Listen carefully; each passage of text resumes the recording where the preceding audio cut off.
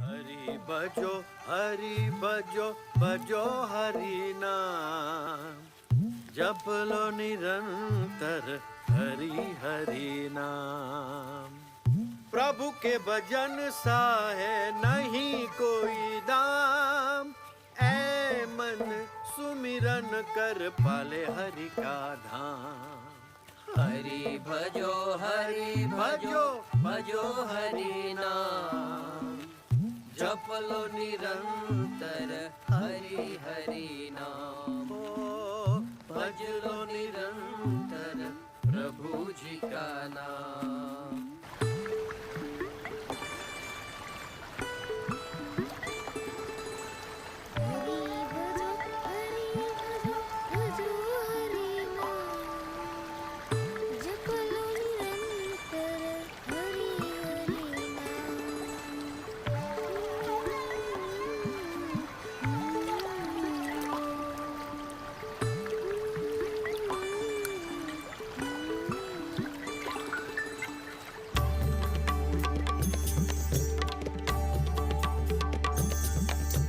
हरि भजो हरि घन श्याम, स्वामी नारायण नीलकंठ नाम। हरि भजो हरि घन श्याम, स्वामी नारायण नीलकंठ नाम।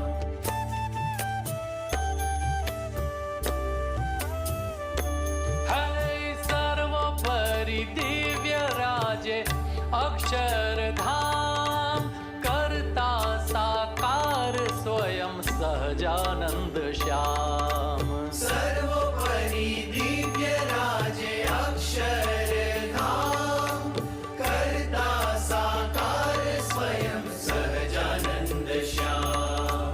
हरि भजो हरि घन श्याम, स्वामी नारायण नीलकंठ नाम। हरि भजो हरि घन श्याम, स्वामी नारायण नीलकंठ नाम।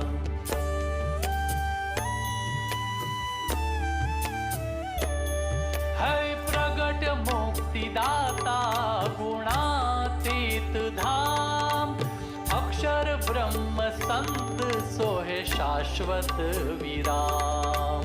प्रगट मुक्तिदाता गुणातीत धाम, अक्षर ब्रह्म संत सोहे शाश्वत विराम।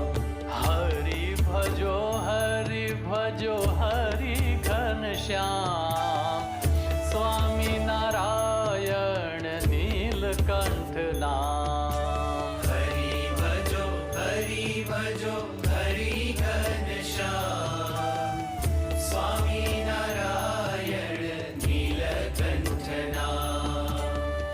भजो तप मूर्ति नीलकंठ नाम।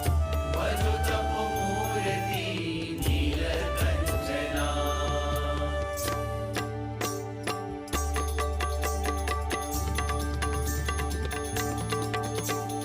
स्वामी नारायण अक्षरधाम, भजो तप मूर्ति नीलकंठ नाम। स्वामी नारायण अक्षरधाम, भजो तप मूर्ति नीलकंठ नाम। स्वामी नारायण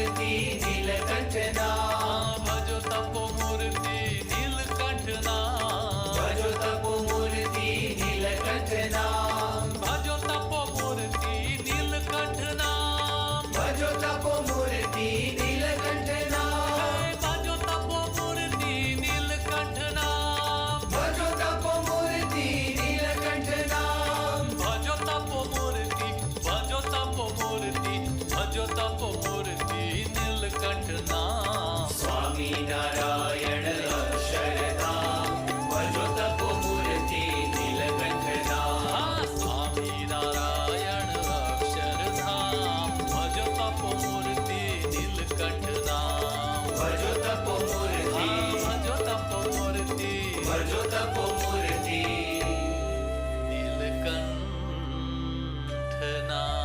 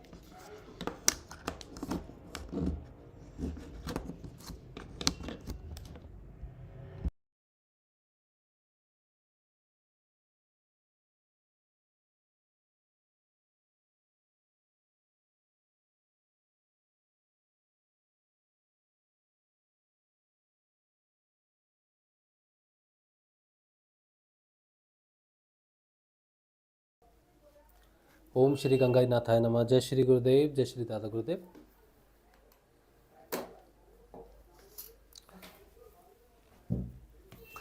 चलिए, तो आप सबका बहुत बहुत स्वागत है आज के सत्संग में। और मेरा नाम राजशिव है, मैं एक सिद्धयोग साधक हूँ। सिद्धयोग की साधना से जो परिवर्तन आते हैं उन्हीं का जो है प्रचार प्रसार हम करते हैं। आज सत्संग मैंने शुरू किया तो मुझे अचानक से याद आया कि कहते हैं भाई आज बड़ी महत्वपूर्ण घटना घटने वाली है आकाश में, कि सारे के सारे ग्रह जो हैं वो एक लाइन में आ जाएंगे। तो मेरी वाइफ ने कहा, बोला देखते हैं, क्योंकि सत्संग ख़त्म होते तो 1.5 घंटा लग जाएगा, तब तक वो दृश्य जो है वो देख नहीं पाएंगे। तो मैंने कहा चलो ठीक है, देख के आते हैं। तो हमने देखा ऊपर जाके, तो ऊपर में 2 तो हमें दिख गए। एक तो बिल्कुल सर के ऊपर में है और एक थोड़ा सा इस तरफ है। 2 कौन से वो 2 ग्रह हैं पता नहीं है, लेकिन 2 ग्रह तो बिल्कुल एकदम सीध में दिखे हमें। बाकी थोड़ा कलकत्ता में थोड़ा कुआसा है, थोड़ा सा ओस है, जिसकी वजह से पूरा स्पष्ट नहीं दिख रहा है। और है भी बिल्कुल सिर के बिल्कुल ऊपर में है, तो गर्दन बिल्कुल सीधी हो जाती है देखते समय। लेकिन है अद्भुत घटना है, बहुत सुंदर घटना है।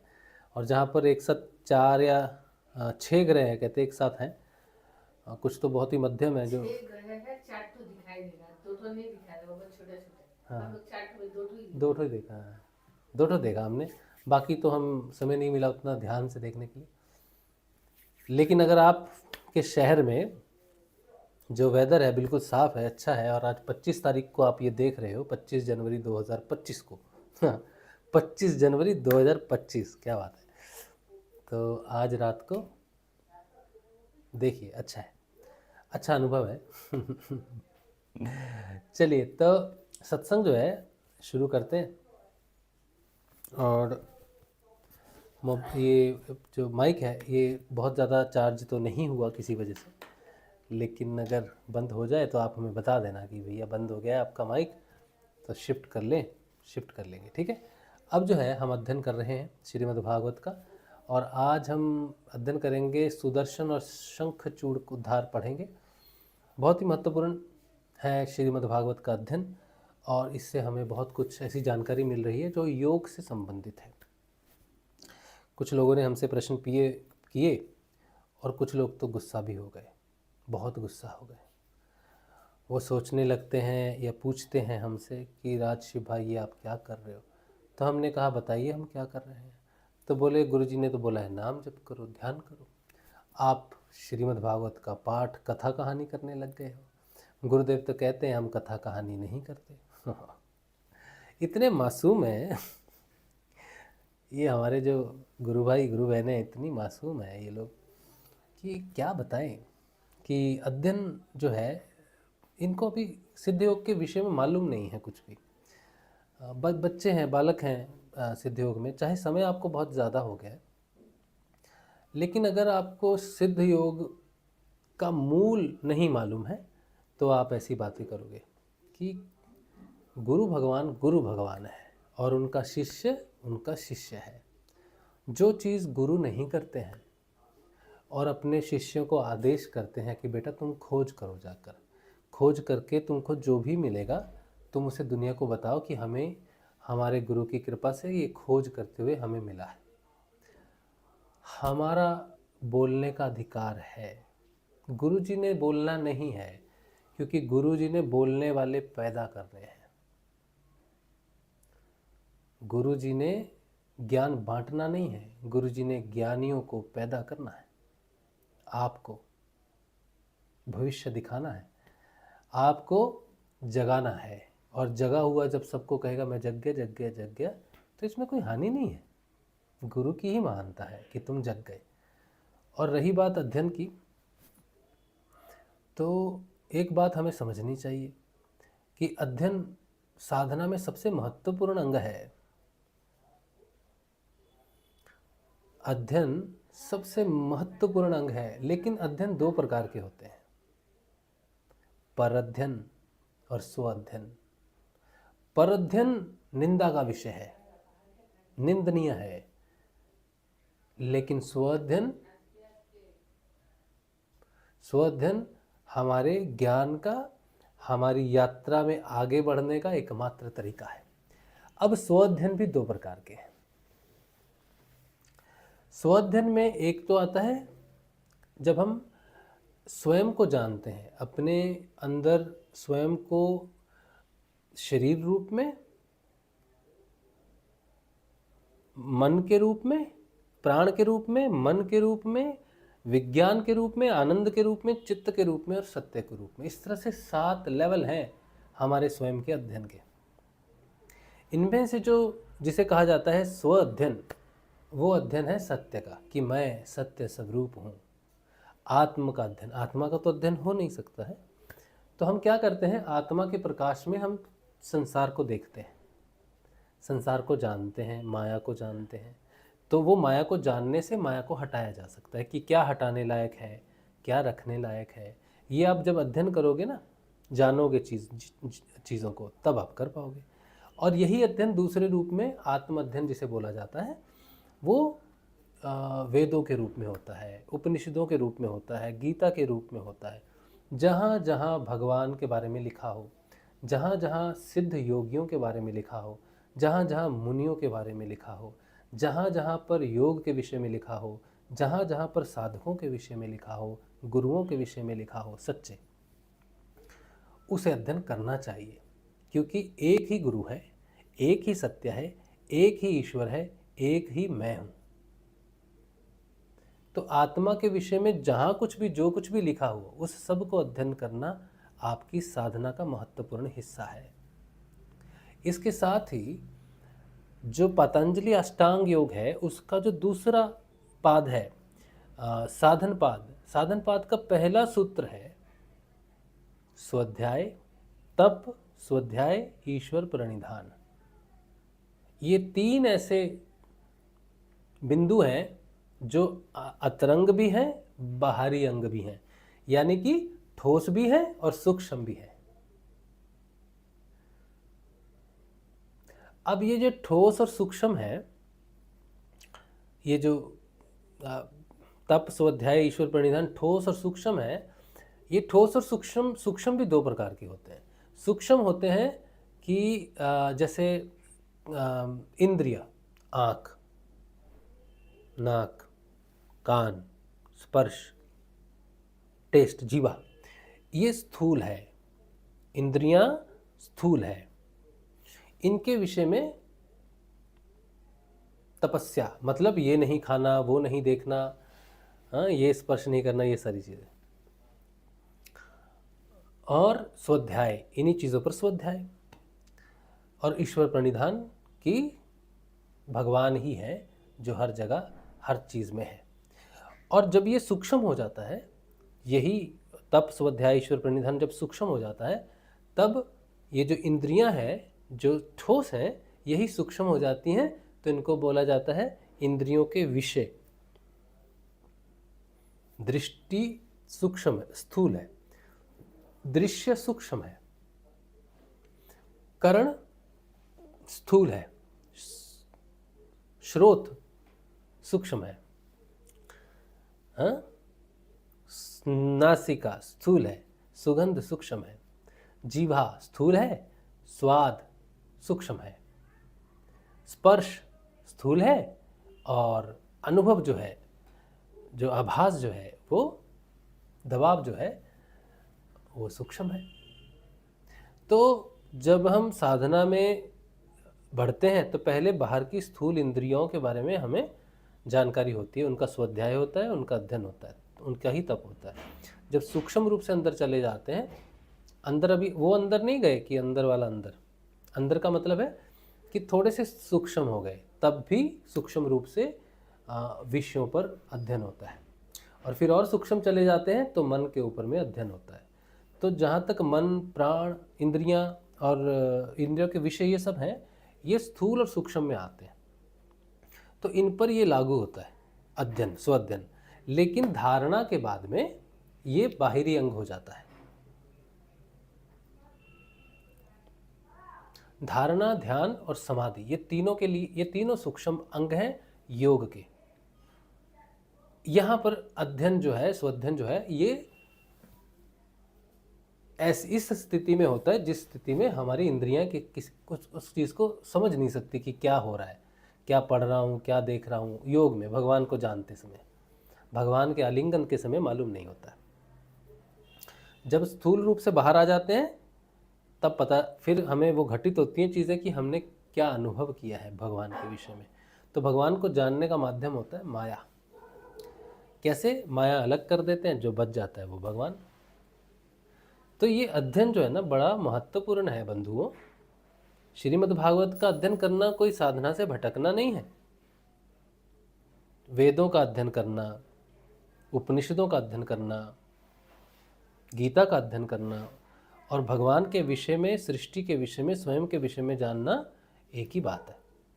इसीलिए हम कोई निंदनीय कार्य नहीं कर रहे, या हम कोई सिद्ध योग से अलग कोई कार्य नहीं कर रहे कि आप हमें उस दृष्टि से देखें। आपको बहुत भारी पश्चाताप हो जाएगा बाद में कि आपने अपना समय नष्ट कर दिया मेरे जैसे व्यक्ति को अध्ययन करने में। तो चीज़ को समझना ज़रूरी है। तो जब आप सच में समझेंगे, स्वयं को सच में समझेंगे, तब ये कोई पर अध्ययन नहीं है। श्रीमद् भागवत भगवान का अध्ययन नहीं रह जाता है, फिर वो स्वयं का अध्ययन हो जाता है, क्योंकि वो तो मेरे हृदय में आत्म रूप में वास करता है। तो उसके विषय में पढ़ने का मतलब है आत्मा के विषय में पढ़ना, और आत्मा के विषय में पढ़ने का मतलब है स्वयं का विषय। तो मैं स्वयं को पढ़ रहा हूँ तो इसमें क्या हानि है? तो ये ऐसी चीज़ है, अध्ययन एक ऐसी चीज़ है जिसको समझने में आपको बहुत वर्ष लग जाएंगे। आपका अभी समय नष्ट होना बाकी है, कई वर्षों का समय नष्ट होना बाकी है। इसीलिए जो समय आपका नष्ट होना है उसमें आपको किसी की निंदा नहीं करनी चाहिए। किसी कार्य के लिए अपना स्वाध्याय करना चाहिए कि आप कहाँ पहुँचे हैं, आपका योग कहाँ पहुँचा है, ये आपका विषय है। मेरा योग कहाँ पहुँचा है ये आपका विषय नहीं है। मैं क्या कर रहा हूँ ये भी आपका विषय नहीं है। मुझे समझाना भी आपका विषय नहीं, क्योंकि मैं भी आपको नहीं समझाता। आपको कभी फ़ोन करके समझाया है मैंने? नहीं समझाया। मैं तो किसी को भी नहीं समझाता, मैं तो खुद समझता हूँ और अपनी समझ को बोल रहा हूँ। सुनने वाले सुनते हैं, जो स्वयं को समझना चाहते हैं वो थोड़ा टिप ले लें वहाँ से, थोड़ा साधना को समझने में उनको सहायता मिलती है, इसीलिए उनको सुनना अच्छा लगता है। लेकिन हम किसी को बता तो नहीं रहे। हमारा एक सत्संग ग्रुप है, ठीक है, उसका एडमिन एकमात्र मैं ही हूँ, दूसरा कोई एडमिन नहीं है उसका। जितने भी ग्रुप आज तक मैंने बनाए हैं उसके कभी भी 2 एडमिन नहीं हुए, एक ही एडमिन रहा।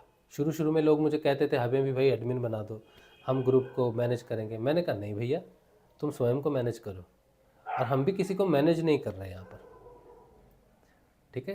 तो वो जो ग्रुप है ना, सत्संग का ग्रुप है, उसमें भी कभी हम अपने सत्संग के ज़्यादा लिंक कभी देते नहीं है। जो सत्संग ग्रुप में है उनको पता है क्या हम कभी ये सत्संग हो रहा है और कितने महत्वपूर्ण सत्संग हुए, इतने महत्वपूर्ण हुए कि क्या ही बताएं। लेकिन उनका भी लिंक कभी हमने सत्संग ग्रुप में नहीं दिया, जिसका एकमात्र एडमिन मैं खुद हूँ।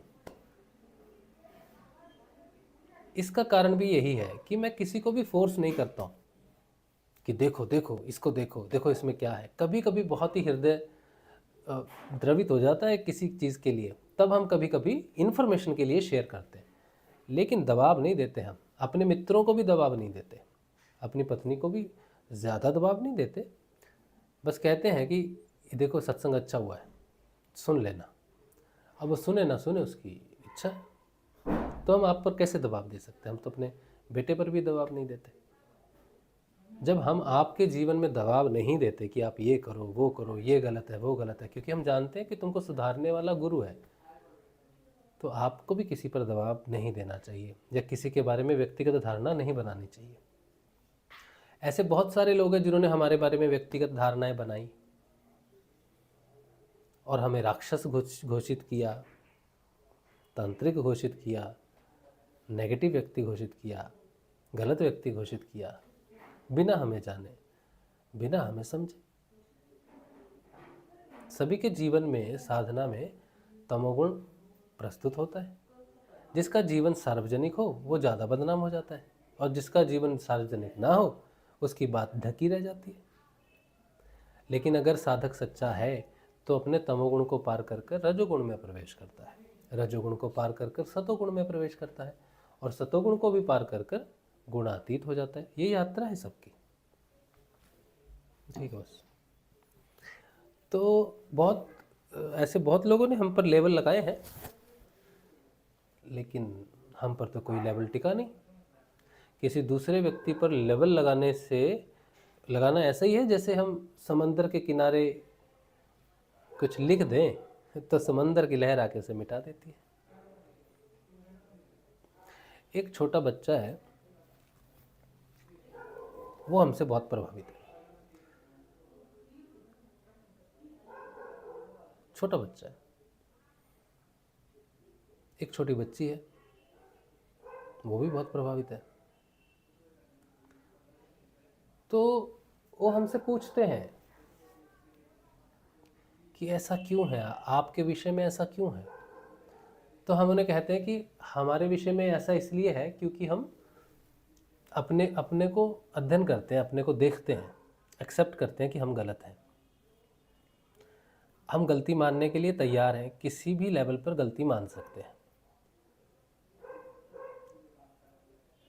हमसे अगर कोई गलती हो जाए तो हम अपनी गलती को स्वीकार करेंगे, ढिंढोरा नहीं पीटेंगे अपनी गलती का। हाँ मैंने गलती की। इतने सत्यवादी हम नहीं हैं, होना भी नहीं चाहिए। लेकिन अगर हम किसी मंच पर हैं और हम गलती करते हैं तो हम उसी समय गलती को एक्सेप्ट करते हैं। और जितनी ज़्यादा भीड़ होगी, जितने ज़्यादा लोग होंगे, जितने ज़्यादा लोग सुन रहे होंगे, देख रहे होंगे, उनके सामने हमें अपनी गलती को एक्सेप्ट करने में ज़्यादा मज़ा आएगा, ज़्यादा अच्छा लगेगा। वो ज़्यादा बड़ा अचीवमेंट है, खुद को एक्सेप्ट करना सबसे ज़्यादा लोगों में। गलती को जिसमें एक्सेप्टेंस होती है उसमें सुधार होता है, जिसमें सुधार होता है वो आगे बढ़ता है। तो तुम्हें जो मुझ में दिख रहा है वो सुधार करने की गुंजाइश है, सुधार करने का नतीजा है। किसी को क्रोध बहुत आता है। एक मेरा स्टूडेंट है, उन्हें क्रोध बहुत आता है।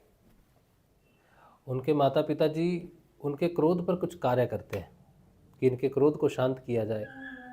तो माता पिता क्या करते हैं कि एक अंगूठी पहना देते हैं। वो अंगूठी होती है इसकी मुक्ता होता है ना, एक मोती, चांदी में मोती पहन लिया, गले में मोती पहन लिया, दिमाग ठंडा रहेगा। हाँ, तो ये बिल्कुल वैसे ही है जैसे मैन्युपुलेट करना किसी चीज़ को। एक धारा बह रही है, आप चाहते कि वो धारा जो है ऐसे ना बहकर ऐसे बहे, इधर से बहे, लेकिन उसका बहना आप रोक नहीं सकते। आप किसी चीज़ के ऊपर में डैम तो बना सकते हो, लेकिन उसे सदैव के लिए नहीं रोक सकते, वो ओवरफ्लो कर जाएगा। इसी तरह से क्रोध के ऊपर में ये मोती पहनना या कोई उपाय करना या किसी भी तरह से ग्रहों के उपचार से उसको थोड़े समय के लिए शांत करना, ये सही तरीका नहीं है। सही तरीका है रूट पर काम करना। और स्वाध्ययन जो है, ये जो अध्ययन है, श्रीमद् भागवत का अध्ययन है, स्वाध्ययन है, ये हमारे रूट तक लेके जाता है। तो किसी व्यक्ति को क्रोध क्यों आता है? डर की वजह से आता है। क्रोध का जो मूल है वो डर है। किसी व्यक्ति का डर खत्म कर दो, कोई व्यक्ति अपने डर पर कंट्रोल कर ले तो उसका क्रोध खत्म हो जाएगा। भय खत्म, क्रोध खत्म। और भय का मूल क्या है? अहंकार है। जहां पर एक्सेप्टेंस होती है वहां पर ये तीनों चीजें जो है ये खत्म होनी शुरू हो जाती है, दबनी शुरू, मतलब लय होनी शुरू हो जाती है। ईश्वर की सबसे विशेष बात क्या है? एक्सेप्टेंस। भगवान किसी को प्रूव नहीं करते। लोग भगवान को गालियां देते हैं, तू है तो प्रस्तुत होके दिखा, देख यहाँ पर कितना तांडव हो रहा है, यहाँ पर नारी का अपमान हो रहा है, तू कहाँ है भगवान? यहाँ छोटे बच्चे के साथ हो रहा है, वहाँ उन बूढ़ों के साथ हो रहा है, यहाँ इस जाति के साथ हो रहा है, ये सनातन जाति के साथ हो रहा है, हमारी जाति के साथ हो रहा है। कहाँ है प्रभु? तो भगवान उसी समय कोई अपना क्रोध प्रकट नहीं करते किसी भी तरह से, क्योंकि भगवान को जानकारी है और भगवान की इच्छा से ही सब कुछ होता है। और भगवान की इच्छा भी इसलिए है कि, इसलिए नहीं कि वो चाहता है कि ऐसा हो। भगवान की इच्छा इसमें है कि हम जो कर्म करते हैं उसका जो फल हमें मिलता है वो भगवान की इच्छा से मिलता है, खट्टा या मीठा। भगवान अपनी मर्जी से तुम्हें खट्टा या मीठा नहीं देते, क्योंकि उनमें ये एक्सेप्टेंस है कि मैंने तुम्हें बनाया है और तुम्हारी स्वतंत्रता है। और भगवान उस स्वतंत्रता को कभी इसलिए नहीं छीनते कि वो भगवान है और शक्तिशाली हैं।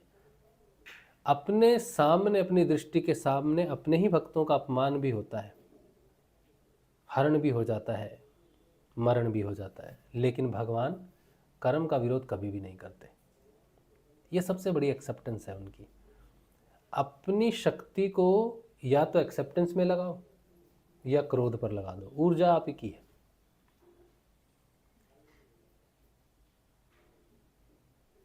दूसरों को आज तक कोई व्यक्ति कभी सुधार नहीं पाया, भगवान ही नहीं सुधार पाए किसी दूसरे व्यक्ति को।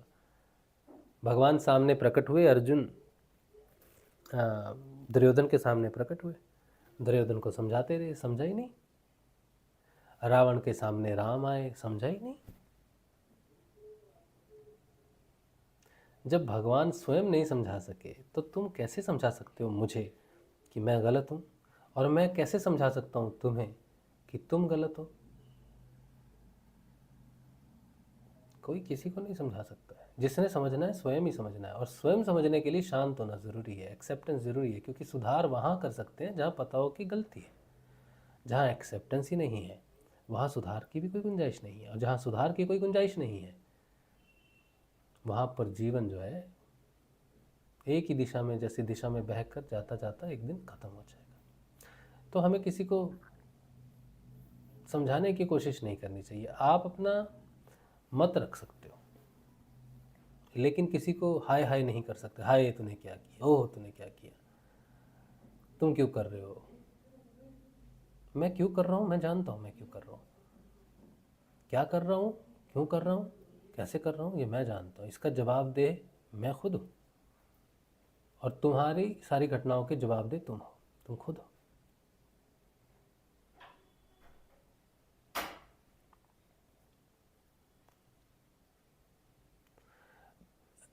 सभी व्यक्ति समझदार होते हैं, सिर्फ एकमात्र वही व्यक्ति मूर्खों में आता है जो किसी के जीवन को बदलने का प्रयास करता है।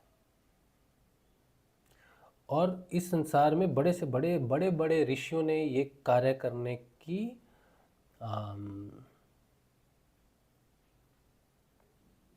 झंडा उठाया। समझो, बड़े बड़े ऋषियों ने झंडा उठाया, हम बदलेंगे, हम बदलेंगे, हम करेंगे, हम करेंगे। सब ने अस्त्र डाल दिए अपने। अंत में यही कहा कि हमने अपना समय नष्ट कर दिया। ऋषि अरविंद तो देखो कितने बड़े भगवान श्री कृष्ण ही हैं। उन्होंने भी यही कहा कि किसी को जो है सिखाया नहीं जा सकता। हमारे अंदर सब कुछ है। जैसे मैं एक एग्जांपल देता हूँ भौतिक जगत की। मैं एक जगह पर वेणु वादन सीखता हूँ, बांसुरी बजाना सीखता हूँ, एक जगह पर तबला बजाना भी सीखता हूँ, क्योंकि मुझे सीखना अच्छा लगता है। और मैं बच्चों को पढ़ाता भी हूँ। अभी कुछ बच्चे पढ़ रहे हैं मेरे पास, 3-4 बच्चे अभी शुरू किया है मैंने, धीरे धीरे देखते हैं, बढ़ाएंगे तब। जिस दिन जो भी बच्चा मेरे पास पहली बार आता है, जिस दिन किसी भी क्लास का हो, मैं उसे ये कहता हूँ कि बेटा बेटी, तुम मुझसे कुछ सीखने नहीं आए हो, क्योंकि तुम्हारे अंदर वो सब कुछ है। ठीक है, हम तुम्हारी मदद करेंगे स्वयं को ढूंढने में, और तुम मेरी मदद करना स्वयं को ढूंढने में। मैं तुम्हारे जैसा बनना चाहता हूँ, लेकिन तुम मेरे जैसे मत बनना। बच्चे सुन के बड़े पहले तो आश्चर्यचकित होते हैं, ये कैसा टीचर है कि बोल क्या रहा है। टीचर तो ऐसे नहीं होते। तो शुरू में मैं उनको सच बता देता हूँ कि तुम्हारे अंदर जो है ना टैलेंट, टीचर तुम स्वयं, अपने ही टीचर तुम स्वयं हो। मैं तुम्हें मदद करूँगा तुम्हारे अंदर का टीचर खोजने में। तुम्हें एक तरीका बताऊँगा कि टीचर कैसे काम करता है। तुम्हें मैं स्टूडेंट नहीं बनाऊँगा, तुम्हें मैं टीचर बनाऊँगा। तुम मेरे स्टूडेंट नहीं रहोगे, तुम अपने टीचर बनोगे। और इसी तरह से तुम भी मुझे खोजना सिखाना कि जो तुम्हारे पास है, जो समय में तुम हो, जिस तरह से इस समय तुम सोचते हो, जिस तरह से तुम एक्ट करते हो, जिस तरह से तुम निर्मल हो, बच्चे हो, तो मुझे भी वो रास्ता तुम देखने में मदद करो। मैं उस रास्ते से चल के आया हूँ, पहचान लूँगा, लेकिन मैं तुम्हारा अध्ययन इसलिए करूँगा कि मैं तुम्हारे बचपन को देखना चाहता हूँ, ताकि मैं उसे अपने अंदर खोज सकूँ, मैं अपना अध्ययन कर सकूँ। तुम्हें देखते देखते मैं अपने अंदर अपने स्वयं को खोज सकूँ। तो मेरा विषय बच्चों को पढ़ाना, शिक्षा देने का नहीं है, उनको बदलने का नहीं है, उनको कुछ देने का नहीं है, बल्कि मेरा जो मकसद है वो ये कि वो बच्चा खुद टीचर बन जाए, उसे कभी बाहरी टीचर की ज़रूरत ही ना पड़े, उसे कोई बाहर से कभी ना बताए कि क्या सही है क्या गलत है, उसे खुद अंदर से पता चले कि क्या सही है क्या गलत है, ऐसी क्षमता उसमें जाग जाए। तो मेरा दृष्टिकोण बड़ा सिंपल है। यही बात मैं अपने गुरु भाई और गुरु बहनों को बताना चाहता हूँ कि आप स्वयं का अध्ययन करो। तो आप नहीं जानते मेरे विषय में मैं क्या हूँ, कैसा मेरा दृष्टिकोण है। बहुत से लोग बोलते कि हम आपसे प्रश्न पूछना चाहते हैं, बुरा ना माने, आपको ऐसे प्रश्न पूछ लेने चाहिए। जो व्यक्ति बुरा माने वो उसका दोष है, आपका दोष नहीं।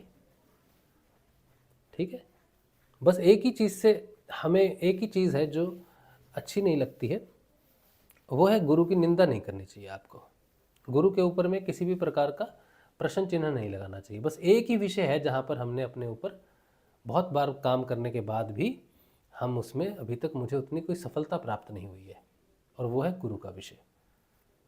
हम किसी भी प्रकार से गुरु के ऊपर में जो खास करके जो साधक होते हैं, जो साधक नहीं हैं, जो नए नए हैं, उनके प्रश्नों की कोई दिक्कत नहीं है।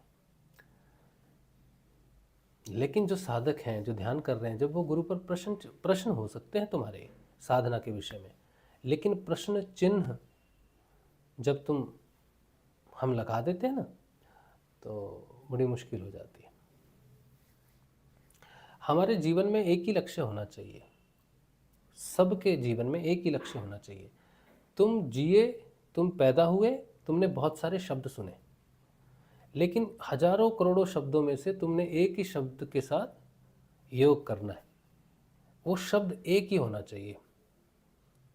वो शब्द को जब तुमने चयन कर लिया, उस शब्द को अपना लिया, उसमें अपने प्राण रख दिए, फिर तुम अपने प्राण उस शब्द से निकाल के दूसरे शब्द में नहीं रख सकते, नहीं तो तुम नहीं निकलोगे आगे। तो हमारे जो प्राण है वो एक शब्द में है, वो शब्द ही हमारा प्राण है। उस शब्द को छोड़कर हमने किसी और शब्द में उस प्राण को रख दिया, तो जितनी देर लगती है कि प्राण निकाल के रखने में, जो एक क्षण का भी हजारवां अरबवां करोड़ अरब का हिस्सा होगा एक क्षण का, उतना समय भी नहीं लगेगा प्राण तितर बितर हो जाएंगे। तो संभव नहीं है, बदलाव संभव नहीं है, क्योंकि हमने जो उस शब्द से जिसे पाया है वो अब उसके बाद संभव नहीं है। कोई जन्म संभव नहीं है, कोई दूसरा शब्द संभव नहीं है, खत्म हो गया काम, डेड एंड है वो। जीवन में जीते जी डेड एंड आ चुका है, हमने वो डेड एंड पार कर लिया। तो इसीलिए अब वापस कुछ है नहीं।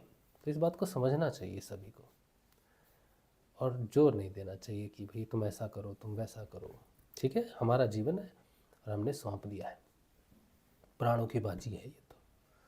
ठीक है, तो प्राणों की बाजी लग चुकी है, अब नहीं हो सकता कुछ भी। तो यही कहना चाहता हूँ मैं, जो आप हो ना, जो भी हो, आप मुझे जज मत करो, क्योंकि मेरे को जज करने में आपका नुकसान हो जाएगा बहुत ज़्यादा। अपने को जज करो, स्वयं को जज करो। हम सभी को स्वयं को जज करना चाहिए।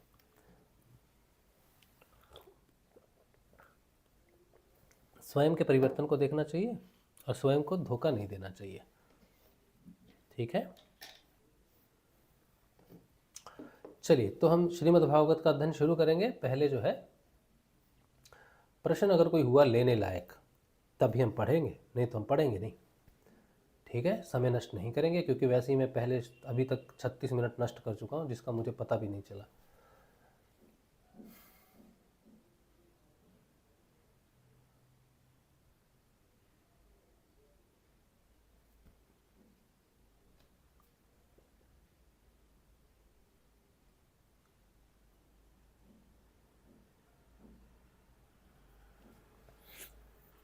My spiritual journey.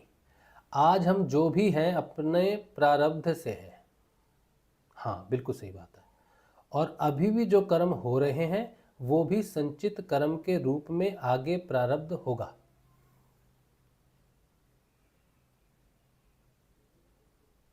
नहीं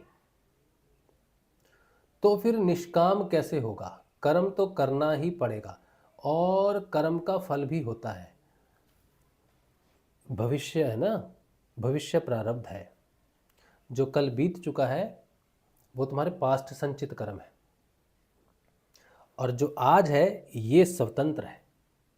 तुम्हारा आज का कर्म पर प्रभाव तो पड़ रहा है तुम्हारे कल का,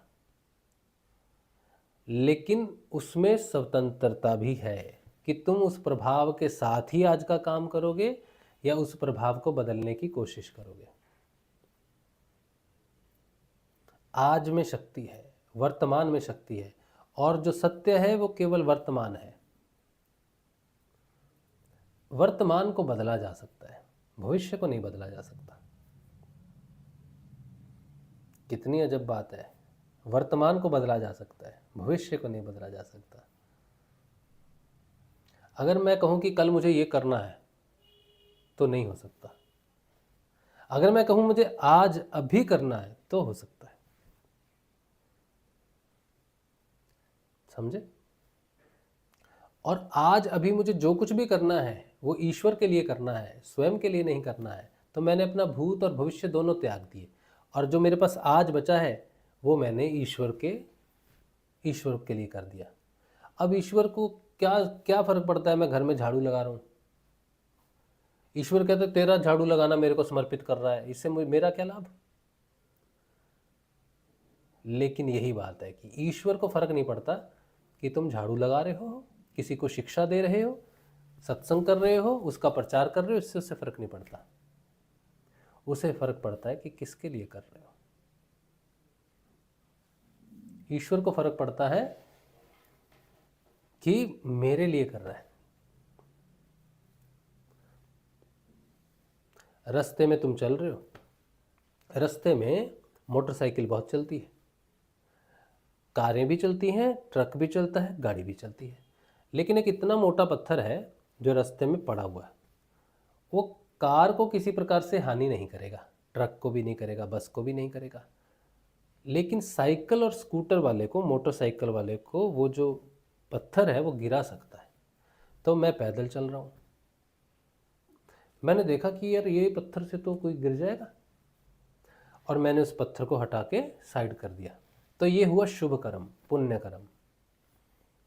क्यों? क्योंकि मैंने सोचा कि अरे कोई साइकिल वाला टकरा गया, कोई स्कूटर वाला टकरा गया तो क्या होगा, तो मेरे दिमाग में उस काम को करते समय किसी की भलाई है, परोपकार है, वो उसका लाभ मिलेगा मुझे, वो कर्म के रूप में फलित होगा।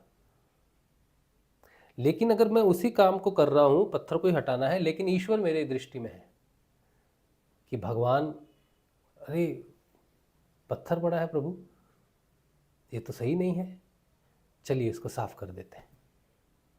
तो मैंने जो कर्म किया वो भगवान को अपनी दृष्टि में रख के किया कि भगवान की सृष्टि है और भगवान सारी चीज़ को संतुलित करते हैं, सुंदर बनाते हैं, गंदा नहीं करते भगवान सृष्टि को। भगवान पौधे, पेड़ पौधे, खुशबू ये सब देते हैं, लेकिन ये थोड़ी सोचते हैं कि ब्राह्मण को मिले ये खुशबू या उस व्यक्ति गरीब को मिले खुशबू। सूर्य अपनी जब प्रकाश देता है थोड़ी भेद करता है कि मैं तो गरीब को ही मिलूँगा, अमीर के पास तो पहले ही हीटर है घर में, उन्हें फ़र्क नहीं पड़ता। तो पत्थर को हटाने वाले से फ़र्क नहीं पड़ना चाहिए कि किसको लाभ होगा,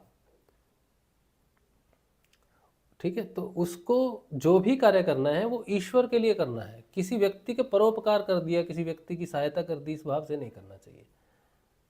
ईश्वर का कार्य है, सब कुछ ईश्वर का कार्य है, तो वही काम निष्काम हो जाता है। तुम्हारी स्मृति में क्या है, पुण्य कर्म।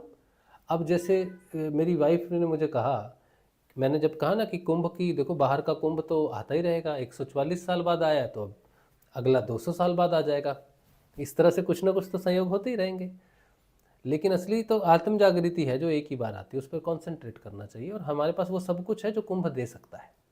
तो कुंभ के पास एक्स्ट्रा कुछ भी नहीं है जो हमें घर बैठ के नहीं मिल सकता, क्योंकि हमारा कुंभ हमारे गुरुदेव है और वो सक्षम है वो सब देने में जो कुंभ में स्नान करके मिल सकता है, तो वहाँ जाने का प्रयोजन नहीं है।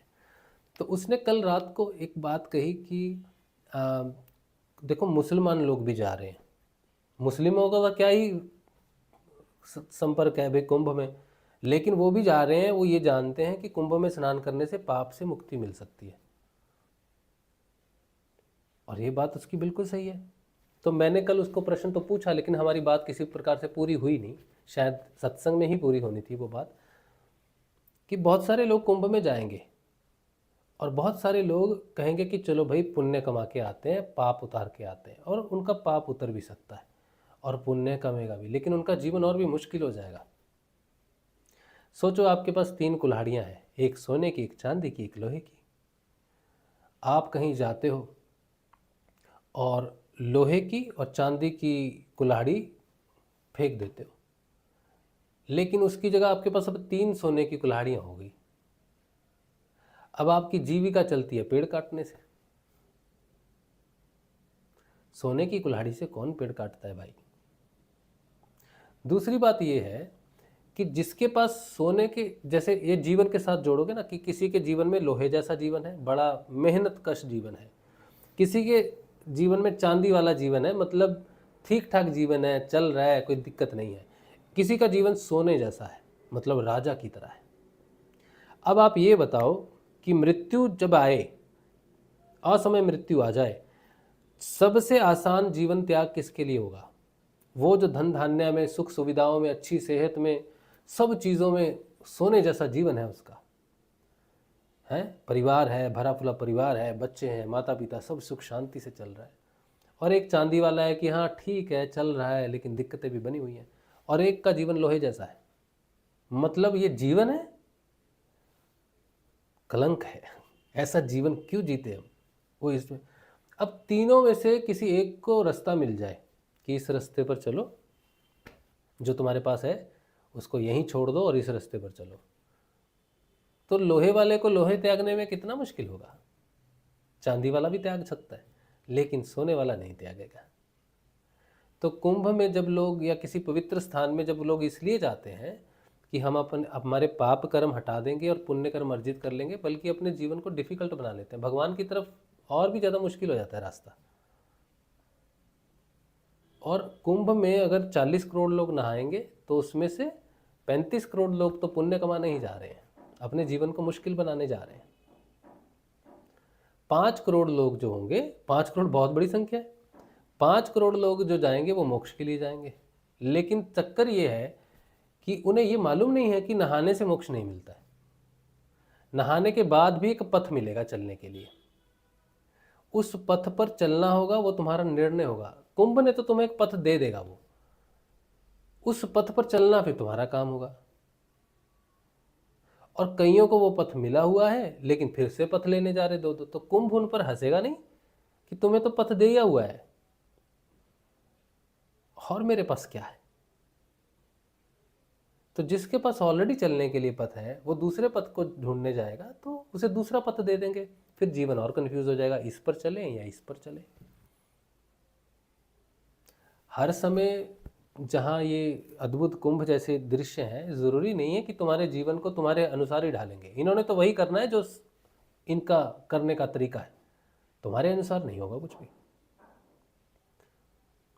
कुंभ में स्नान से तुम्हें गुरु की प्राप्ति का मार्ग मिलेगा और गुरु तुम्हारे जीवन में आ भी जाएगा। कुंभ तुम्हें वो गुरु दे भी देगा कि ये ले बेटा, गुरु है, समर्थ गुरु है, अब कर ले। लेकिन फिर तुम्हारा युद्ध होगा, गुरु को पकड़ना, गुरु का अनुशासन करना, गुरु का नाम जप करना, जागृत होना, वो अलग युद्ध है। तुम छोड़ के भाग जाओगे, कितने ही लोग भागते हैं। तो उन्होंने कुंभ किया हुआ है तो मिला उनको रास्ता, लेकिन किस पर्पस से किया था, किस भाव से किया था। गुरु तो मिला लेकिन चल नहीं पाए। गुरु के पथ पर चलना, मोक्ष के पथ पर चलना साहसिक व्यक्ति का कार्य है। जो कुंभ में नहा भी लेगा, साहसी नहीं है जिसमें, वो क्या ही करेगा कुंभ में नहा के। कुंभ का काम सिर्फ तुम्हें मार्ग देना है, मोक्ष देना उसका काम नहीं है। ये बात आप लिख के लगा लो। कुंभ में स्नान किया तो मोक्ष मिल जाएगा, नहीं मिलेगा। गुरु स्वयं कुंभ है। गुरु कहता भाई मैं तुम्हें रास्ता दे सकता हूँ, चलना तुमको है। जब उसने खुद ही अपने मुंह से बोल दिया है कि मैं रास्ता दे सकता हूँ, चलना तुमको है, तो कुंभ ही है। तो मोक्ष तो गुरु ही देता है ना। बिना गुरु के मोक्ष कौन देता है? कोई नहीं दे सकता। शिव है, कृष्ण है, शक्ति है, काली है, जो भी है, ये तुम्हें मोक्ष नहीं दे सकते। ये तुम्हें मोक्ष का द्वार दिखा सकते, जा यहाँ से तुझे मोक्ष मिलेगा, चलना तुम्ही को है। और एकमात्र वो जो भी संसार में मोक्ष प्राप्त करेगा वो गुरु के चरणों से ही होके जाएगा। और गुरु मिलना ईश्वर की इच्छा, लेकिन गुरु की धारणा होना ये तुम्हारा चयन है। तो ये सूक्ष्म चीज़ें हैं। इसीलिए हम ये नहीं कहते कि आप कुंभ में मत जाओ, लेकिन कुंभ में जाने का कोई पर्पस तो होना चाहिए। तुम उस समय को, जैसे आज का समय है कि सारे जो स्टार्स हैं वो एक लाइन में, ऐसा माना जाता है। अब मैं इसे देख रहा हूँ लेकिन मैं इससे कुछ एक्सेप्ट, इसने जो देना है देना है, मैं किसी पर्पस के लिए इंतज़ार नहीं कर रहा हूँ। वो तो ईश्वर की लीला है। कुंभ भी ईश्वर की लीला ही है। तो कहीं जाने, मेरी बीवी कहती है, मेरी पत्नी मुझे कहती है कि तुम्हारे मन में भेद है। दूसरे व्यक्तियों की तो बात ही छोड़ दो, मेरी खुद की पत्नी कहती है कि तुम भेद करते हो, काली में भेद, कृष्ण में भेद, कुंभ में भेद, यहाँ मत जाओ, वहाँ मत जाओ, तुम बंदी हो गए हो, तुम किसी मंदिर में नहीं जा सकते। हाय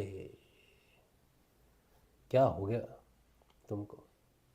ये मेरी पत्नी मुझसे कहती, कल ही कहा रात को, आज भी कहेगी, फिर कहेगी, कहती रहेगी, कोई बात नहीं, अच्छी बात है। तो अब मैं उसे कैसे समझाऊं कि मैं कहीं जाने से मेरा कोई वो नहीं है, मतलब कुछ मेरे को फ़र्क नहीं पड़ता मैं कहाँ जाऊँगा, लेकिन जो चीज़ मुझे प्राप्त है उस प्रयोजन के लिए मेरा जाना मतलब ही नहीं बनता। मुझे समझ ही नहीं आती। अब हमारा बेटा बीमार हुआ बीच में, तो उसने माँ काली से कहा, माँ काली वो ठीक हो जाएगा, तुम तेरे मंदिर में आएंगे। अब वो मंदिर जाएगी। हमने कहा ज़रूरत नहीं है इस चीज़ की, क्योंकि वो तो है, ऑलरेडी है। लेकिन सोचो उसने कर लिया, अब ठीक हो रहा है, रिकवर कर रहा है, तो मंदिर जाना है। अब हमें भी जाना है उसके साथ। लेकिन वो मंदिर गई है थैंक यू करने के लिए, लेकिन मेरा तो कोई प्रयोजन ही नहीं है। मैं मंदिर इसलिए जाऊंगा कि मुझे माँ को देखना है, माँ को देख के मेरा पुण्य होगा, माँ को देखने से ये होगा, वो कोई प्रयोजन ही नहीं है। वो मैं यहीं आंखें बंद कर लूँ और माँ माँ कर लूँ, बस हो गया मेरा काम।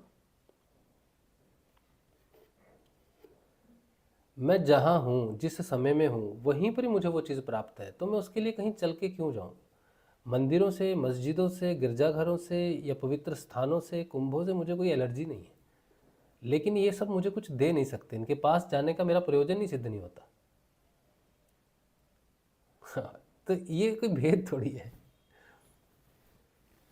ये द्वैतवाद थोड़ी है, अद्वैत है। मैं जानता हूँ मेरे पास वो है, जो काली है, जो कृष्ण है, जो शिव है, जो कुंभ है, जो गुरु है, वो सब आत्मा है। मेरे पास वो आत्मा का योग हो गया है, मुझे गुरु ने दे दिया है, मेरा ध्यान लगता है, मैं इस बात को बोलता रहता हूँ, मुख से बोलता हूँ, लेकिन अब नहीं मानते, क्या करेंगे। जिसे योग हो गया उसको कहीं किसी चीज़ की ज़रूरत नहीं। लेकिन जाना कोई मतलब प्रॉब्लम नहीं है, जा सकते हैं, हम कहीं भी जा सकते हैं। हमारे प्रेरणा होगी, हमारा मन होगा कि हमें जगन्नाथ जी को देखना है तो चले जाएंगे, मन होगा कि कुंभ देखना है तो चले जाएंगे। लेकिन कोई प्रयोजन नहीं है जाने का कि मैं क्यों आया हूँ, कोई हाथ नहीं फैला रहा कि जगन्नाथ जी मैं आया हूँ मुझे कुछ दे दो, कुछ नहीं चाहिए। Jagannath ji hello how are you, कैसे हो आप, बस जैसे दोस्तों से मिले, हाल चाल पूछा। कुंभ में गए, समय को देखा, आकाश को देखा, धरती को देखा, तारे को देखा, सितारे को देखा। कोई प्रयोजन नहीं है, कोई डिमांड नहीं है, कोई एक्सपेक्टेशन नहीं है, कुछ चाहिए नहीं है। ये सिंपल और सीधी बात है,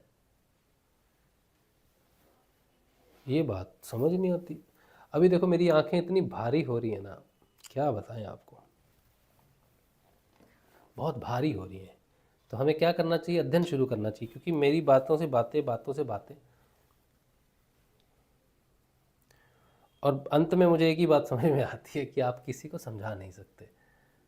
तो अच्छा लगता है।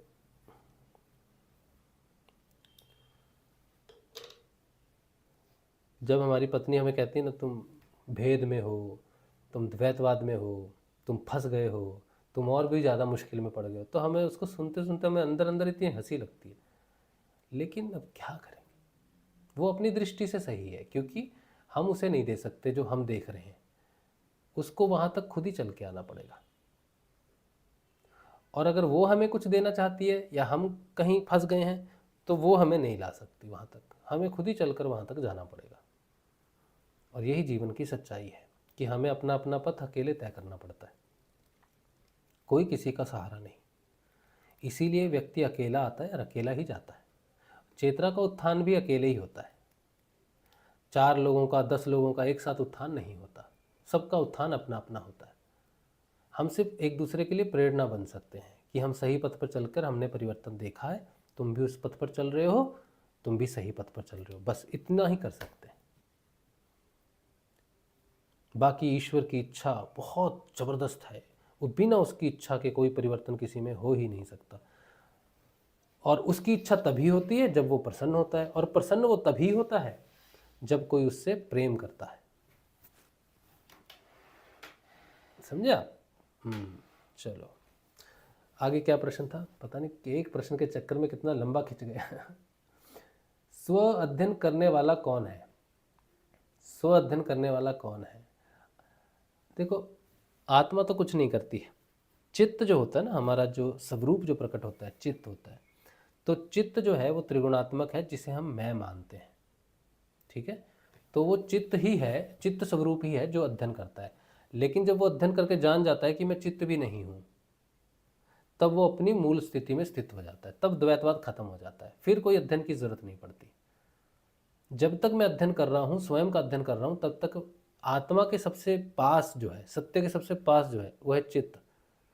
तो चित्त अध्ययन करता है स्वयं का, स्वयं करते करते जब वो देख लेता है कि मैं तो चित्त भी नहीं हूँ, फिर वो चित्त को भी लय कर देता है, फिर वो स्वरूप में स्थित हो जाता है। उसके बाद अध्ययन की जरूरत नहीं है।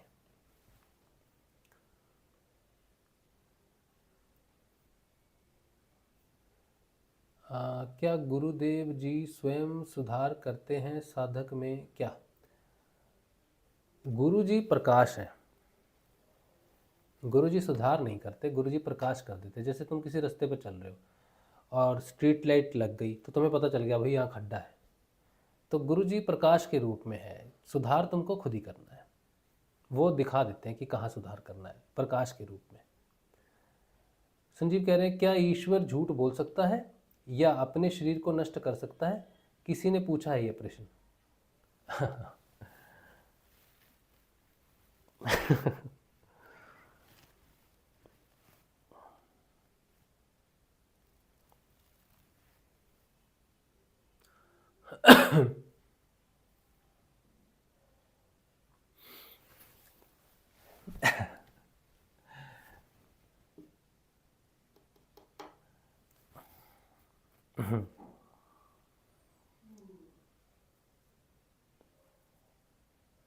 ईश्वर कभी झूठ नहीं बोलते, लेकिन फिर भी ईश्वर झूठ बोल सकता है और बोलता भी है। लेकिन समस्या ये है कि जो झूठ है वो एक चेतना के लेवल पे हमें ये लगता है कि ये क्या बोल दिया, ये तो झूठ है। प्रकृति में एक लेयर है माया की, जिसमें झूठ की एक व्याख्या है या झूठ का एक डेफिनेशन है, सत्य का एक डेफिनेशन है। तो झूठ और सत्य की डेफिनेशन एक सर्कल के अंदर में आती है। ईश्वर उस सर्कल से बाहर है। उस सर्कल से बाहर झूठ एग्जिस्ट ही नहीं करता, सिर्फ सत्य ही एग्जिस्ट करता है। ईश्वर स्वयं सत्य स्वरूप है। अगर झूठ है, झूठ तो होता ही नहीं है कहीं भी, लेकिन वो माया की रचना करता है स्वयं। जब वो माया की रचना करता है और माया में ही प्रकट होकर कहता है कि माया मिथ्या है, तो मिथ्या की रचना करने वाला कौन है? मिथ्या का मतलब है जो टेम्परेरी है। झूठ का मतलब क्या है? जो टेम्परेरी है, अभी दिख रहा है, अभी नहीं है। तो मैंने अचानक से देखा, देखो देखो संजीव, पानी का कितना बड़ा बुलबुला है, देखो देखो। और संजीव ने जैसे ही पानी में देखा, वो बुलबुला तब तक फूट गया। तो उसने कहा कहाँ है, कहाँ है? मैंने कहा अभी तो था, तुम यही देखा नहीं? तो बोला यार तुम झूठ बोलते हो, इतना बड़ा बुलबुला पानी में कैसे हो सकता है, बाकी तो छोटे छोटे हैं। तो तुमने देखा नहीं, लेकिन मैंने देखा। तो भगवान जब इस माया की सृष्टि करते हैं, जिसे उसी के स्वरूप में जब व्यक्ति रियलाइज करता है, ब्रह्म को रियलाइज करता है, तो खुद ही कह देता है कि हे मायापति, तेरी माया झूठी है। तो जो झूठ की रचना करता है, जो माया की रचना करता है, वो क्या नहीं कर सकता। लेकिन उसका झूठ वैसा नहीं है जैसा हम लोगों का है।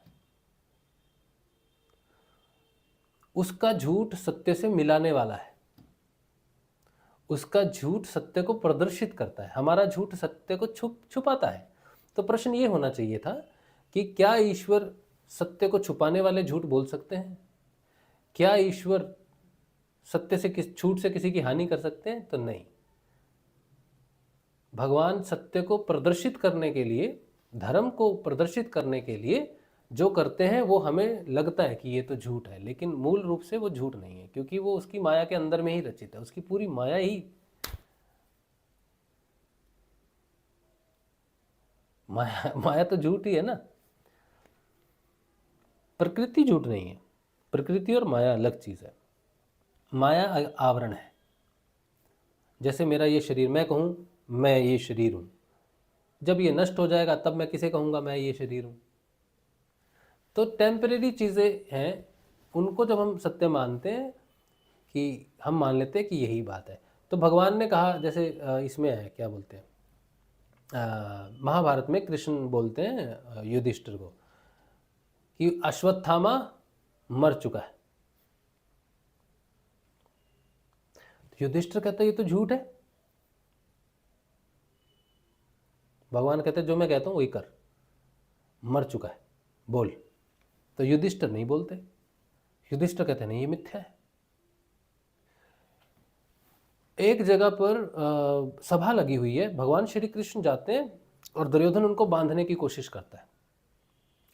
तो भगवान श्री कृष्ण कहते हैं कि भगवान श्री कृष्ण उसको दिखा देते हैं, उस समय सबको दिखा देते हैं। धृतराष्ट्र को दिखा देते हैं, कर्ण को दिखा देते हैं, भीष्म पितामह को दिखा देते हैं, दुर्योधन को भी दिखा देते हैं। सब मरे पड़े हैं और दुर्योधन चिल्ला रहा है, रो रहा है, जांघें टूटी हुई हैं।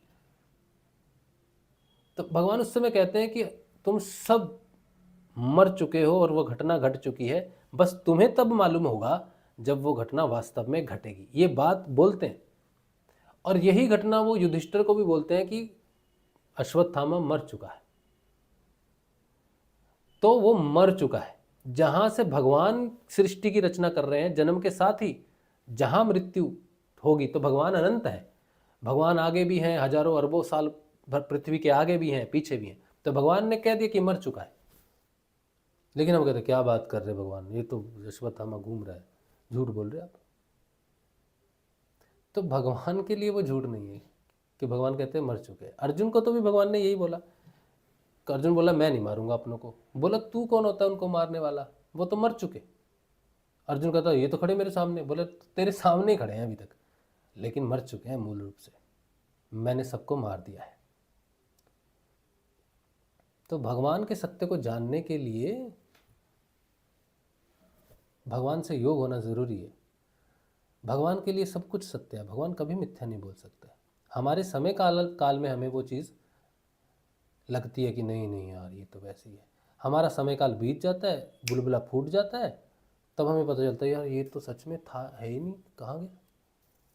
तो भगवान कहते मैं तो पहले ही वहाँ था जहाँ पर वो नहीं था, तो मैंने तुम्हें पहले ही कह दिया वो मर चुका है। तुम्हारे पास वो दृष्टि नहीं है जिसमें मेरा सिर्फ सत्य ही एग्जिस्ट करता है। तुम्हारे पास वो दृष्टि है जिसमें सत्य और झूठ दोनों है, और तुम्हारे ये सत्य और झूठ दोनों समय अधीन है, काल अधीन है, लेकिन मेरा सत्य कालातीत है। इसीलिए मैं जो सत्य बोलता हूँ वो कालातीत है, तुम्हारा सत्य कालाधीन है, इसीलिए अंतर है। इसीलिए तुम्हें मेरी बातें झूठ लग सकती हैं, और इसमें कोई दोष नहीं है क्योंकि तुम मेरी माया के अंदर हो। ऐसा भगवान का वर्णन मिलता है महाभारत में और गीता में, सब जगह पर। तो उनसे आप कहिए कि ईश्वर कभी झूठ नहीं बोलते क्योंकि उनका सत्य कालातीत है। इतना ही कह दीजिए बस।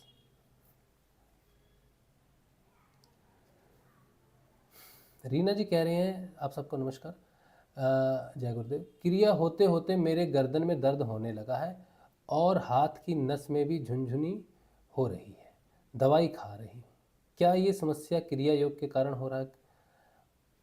अब देखिए, मेरे को क्रिया होती है ना, तो मेरा ये हिस्सा है ना, गर्दन की बड़ी नस होती है ना एक, ये दर्द करती है। तो आपको बताऊं, 2-2 हफ्ते करवट लेनी नहीं, समझ नहीं आती। अब ये दर्द चला जाएगा तो इधर आ जाएगा, ठीक है। कभी इस दर्द में, यहाँ कंधे में दर्द है, कभी इस कंधे में दर्द है, कभी ये 2 हड्डियाँ होती हैं यहाँ पर,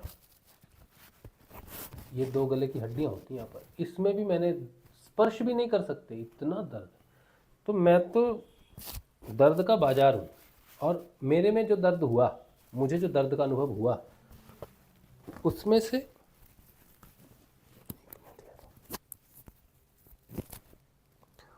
से आ रही है ना बस।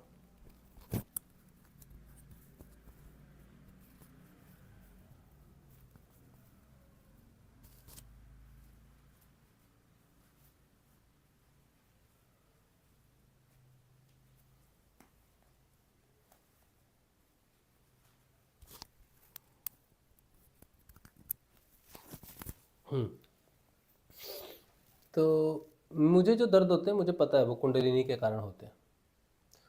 सिर दर्द होता है, आंखों में दर्द होता है, बहुत कुछ होता है।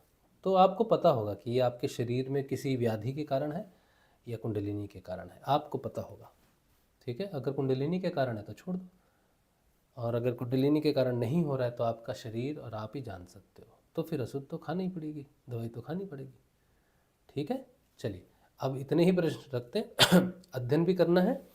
आज का अध्ययन है सुदर्शन और शंखचूड़ उद्धार। आज तो बहुत बातें हो गई।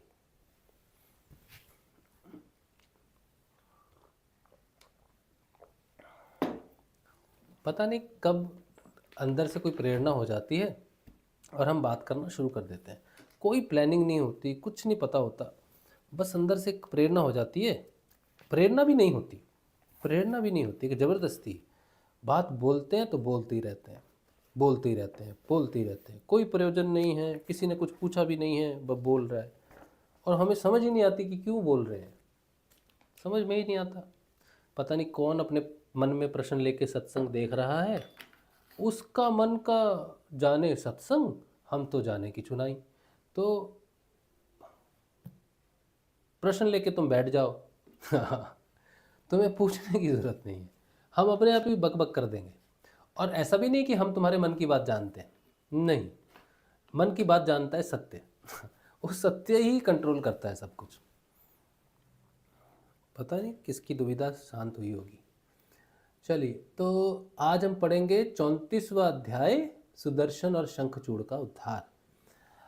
श्री शुक सुधा सागर श्रीमद् भागवत। जय श्री गुरुदेव, जय श्रीमद् भागवत। आप सबको मेरा नमस्कार है, चरण स्पर्श है, और ख़ुद को भी हम नमस्कार करते हैं। श्री सुखदेव जी कहते हैं, हे परीक्षित, एक बार नंद बाबा आदि गोपों ने शिवरात्रि के अवसर पर बड़ी उत्सुकता आया है शिव जी की बात आ गई भैया। आदि गोपों ने शिवरात्रि के अवसर पर बड़ी उत्सुकता, कौतूहल और आनंद से भरकर बैलों से जुती हुई गाड़ियों पर सवार होकर अंबिका वन की यात्रा की। आज हमारे घर एक गुरु बहन और गुरु भाई आए। गुरु बहन हम उन्हें इसलिए कह रहे हैं कि वो भी साधक हैं इसीलिए, लेकिन हमारे सिद्धयोग की साधिका नहीं है बल्कि अन्य साधना करती हैं। और गुरु भाई तो हैं जो साधना करते हैं, गुरुदेव से जुड़े 1993 में।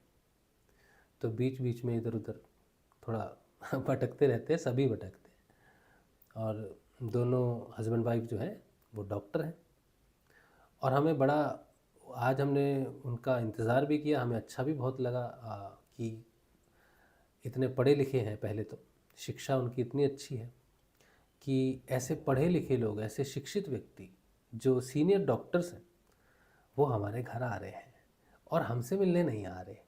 वो हमारे घर इसलिए आ रहे हैं क्योंकि हम गुरुदेव जी के सत्संग करते हैं। तो सत्संग के लिए जो है वो हमारे घर आ रहे हैं। तो हम बड़े प्रसन्न थे इस बात से, बहुत बहुत प्रसन्न थे। और वो आए और बहुत अच्छा लगा, उनसे बात की हमने और दिल खुश हुआ। और भी उन्होंने हमारे बच्चे के लिए थोड़ा सहयोग दिया और उसकी पढ़ाई के लिए थोड़ा सहयोग दिया। तो हम गुरुदेव से बहुत दिनों से इस बात के लिए चिंतित थे कि क्या होगा, कैसे करेंगे। थोड़ी चिंता थी हमें, लेकिन हम देख रहे थे कि प्रयास भी, आप देख रहे हो, हम कुछ एक वीडियोस भी बना रहे हैं, ऑफलाइन वीडियोस बनाते हैं आजकल, बच्चों को पढ़ाते हैं कि हम ठीक से हो जाए, सब कुछ चल जाए आगे। लेकिन गुरु भगवान जो है ना, वो हमारी सब चिंताओं को देखते हैं। और हमें बहुत अच्छा लगा और बहुत दिनों बाद हमें आज एक शांति महसूस हुई, जिस शांति को हम पिछले 1.5-2 महीनों में थोड़ा सा हमें ऐसा लग रहा था कि जीवन थोड़ा कठिन हो गया है, प्रभु जीवन थोड़ा कठिन हो गया है, तो कैसे सोल्यूशन करोगे? हाँ, हमारे पास तो, हम तो प्रयास कर रहे हैं, तो कैसे आप करोगे? हमें तो रास्ता दिखता नहीं है। तो उनको सारे रास्ते दिखते हैं। तो बहुत अच्छा लगा, इतने अच्छे समृद्ध व्यक्ति हमारे से मिलने आए, हमसे प्रेम करते हैं। ये सब जो है भगवान श्री हरि की, गुरुदेव जी की कृपा है। प्रेम मिलना बहुत बड़ी बात है। कोई आपसे प्रेम करता है, ये बहुत बड़ी बात है, बहुत बड़ी बात है।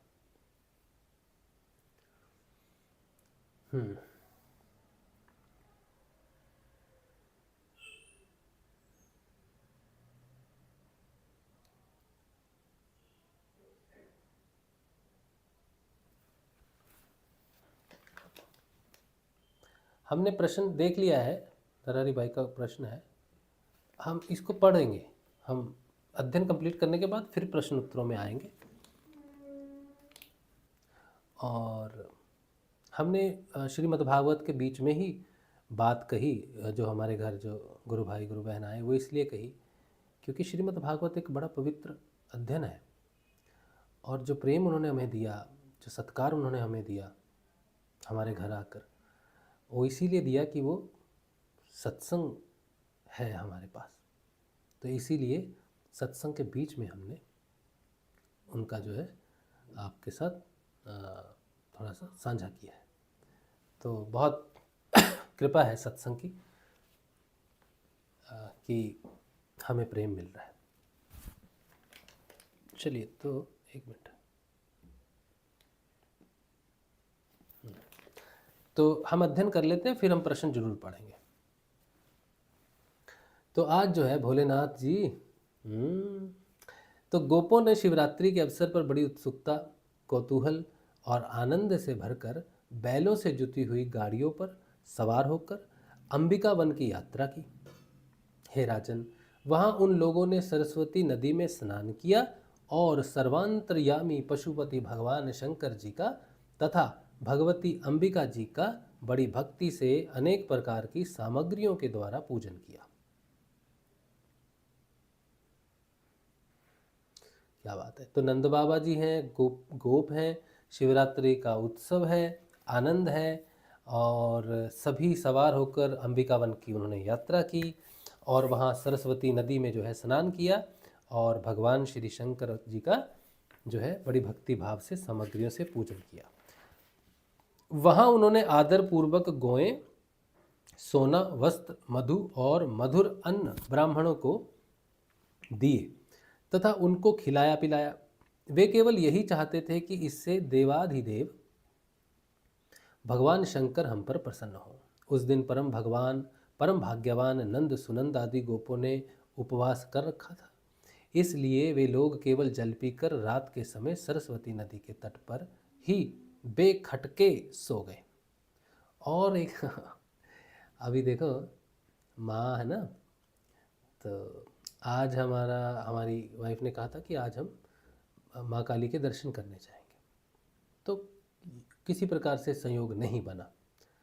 लेकिन वो जो गुरु भाई और गुरु बहन आए वो कल गए थे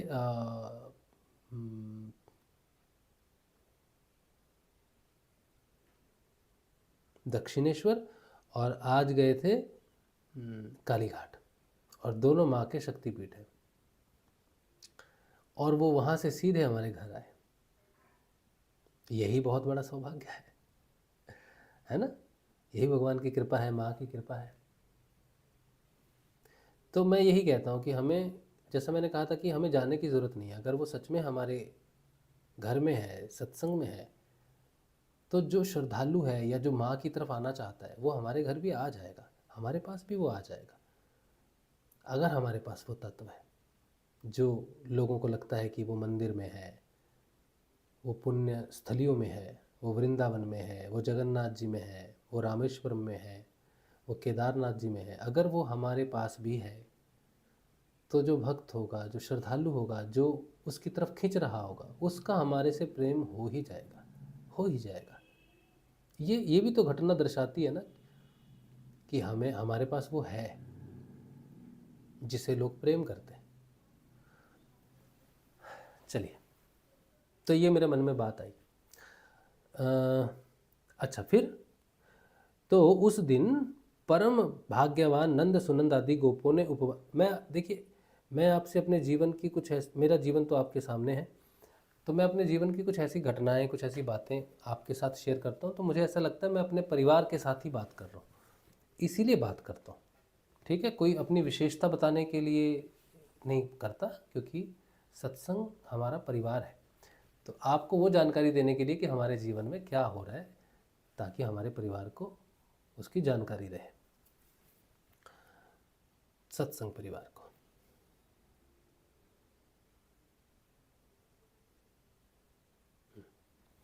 इसलिए वे लोग केवल जल पीकर रात के समय सरस्वती नदी के तट पर ही बेखटके सो गए। उस अंबिका वन में एक बड़ा भारी अजगर रहता था। उस दिन वह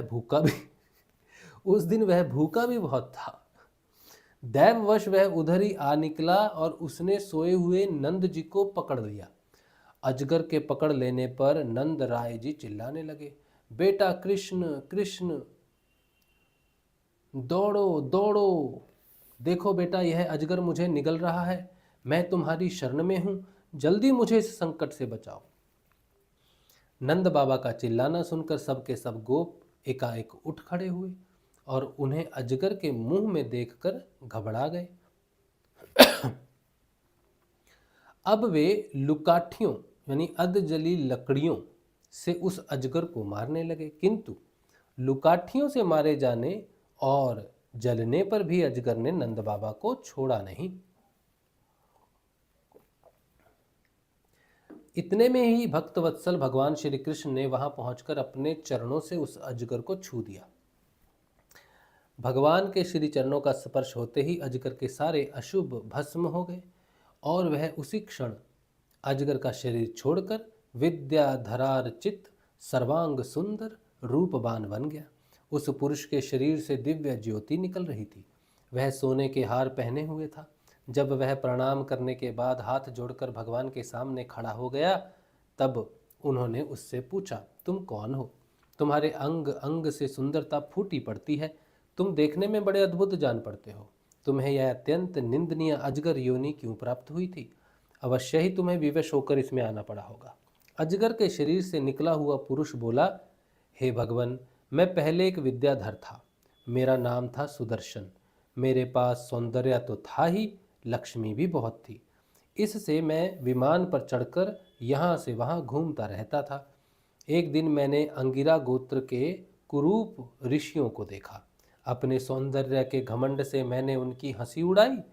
मेरे इस अपराध से कुपित होकर उन लोगों ने मुझे अजगर योनि में जाने का शाप दे दिया। यह मेरे पापों का ही फल था। उन कृपालु ऋषियों ने अनुग्रह के लिए ही मुझे शाप दिया था, क्योंकि यह उसी का प्रभाव है कि आज चराचर के गुरु स्वयं आपने अपने चरण कमलों से मेरा स्पर्श किया है। इससे मेरे सारे अशुभ नष्ट हो गए।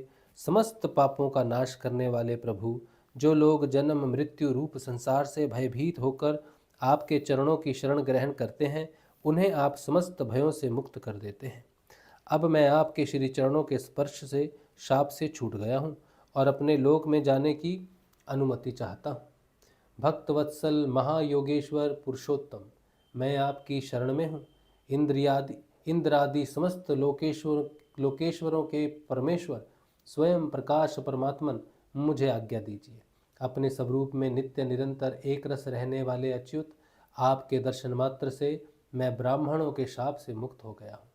यह कोई आश्चर्य की बात नहीं है, क्योंकि जो पुरुष आपके नामों का उच्चारण करता है वह अपने आप को और समस्त श्रोताओं को भी तुरंत पवित्र कर देता है। फिर मुझे तो आपने स्वयं अपने चरण कमलों से स्पर्श किया है, तब भला मेरी मुक्ति में क्या संदेह हो सकता है। इस प्रकार सुदर्शन ने भगवान श्री कृष्ण से विनती की, परिक्रमा की और प्रणाम किया। फिर उनसे आज्ञा लेकर वह अपने लोक में चला गया और नंद बाबा इस भारी संकट से छूट गए। राजन, जब व्रजवासियों ने भगवान श्री कृष्ण का यह अद्भुत प्रभाव देखा तब उन्हें बड़ा विस्मय हुआ।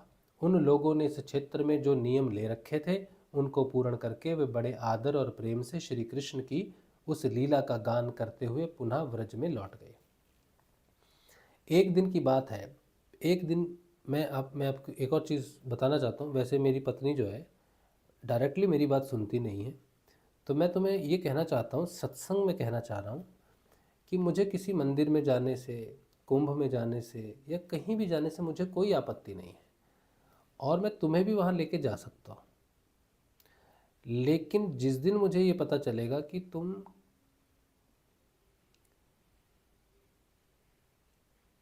किसी महत्व के लिए नहीं जा रही, जिस दिन मुझे लगेगा कि तुम ईश्वर से प्रेम के लिए जा रही हो, जिस दिन मुझे लगेगा कि तुम कोई अपना स्वार्थ सिद्ध करने के लिए नहीं जा रही, उस दिन तुम जैसे ही कहोगी ना जाना है, हम तुम्हारे साथ चलेंगे।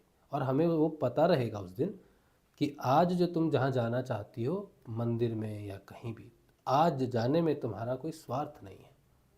उस दिन हम तुम्हें ले चलेंगे, कैसे भी ले चलें, कैसे भी इंतजाम करेंगे, लेकिन लेके जाएंगे। लेकिन जिस दिन तुम्हारा स्वार्थ नहीं होगा, तुम ईश्वर के लिए जाना चाहोगे, ईश्वर से प्रेम करने के लिए जाना चाहोगे, तो हम तुमको लेके जाएंगे। लेकिन जब तक हमें वो बात नज़र नहीं आती तब तक हम तुम्हें समझाएंगे कि प्रयोजन नहीं है।